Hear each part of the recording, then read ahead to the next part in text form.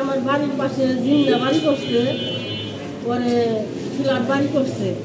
তখন আমার না জানতে আমার জমির উপর দিয়ে সে খুঁজে ড্রেন নিব, আমি যাই না, দেখছি, দেখে বাধা দিচ্ছি। বাধা দেওয়ার পরে সে মানে নাই, আমার কথা শুনে নেয়। মহিলা মানুষ দেখে আমার কথা কোনো গুরুত্ব দেয় নাই।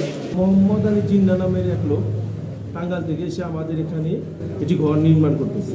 তার দোতলা বাড়ি কমপ্লিট। এখানে সে পাশের আমার বোনের বাড়ির উপর দেওয়া তার সোয়ারেজ পাইপলাইনটা টানতেছিল এক আওয়ামী লীগ নেতার প্রভাব খাটিয়ে। সেখানে আমার বোন এবং আমরা সেটা বাধা দিই। বাধা দেওয়ার কারণে উনি চলে যায়। চলে যাওয়ার 15 দিন পরে উনি এসে সাংবাদিকদের নিয়ে সাথে এসে বলে যে আমরা নাকি ওখানে 50,000 টাকা চাঁদা দাবি করেছি। ঘটনাটি অন্যদিকে প্রবাহিত করার জন্য ওনারা চেষ্টা করতেছে।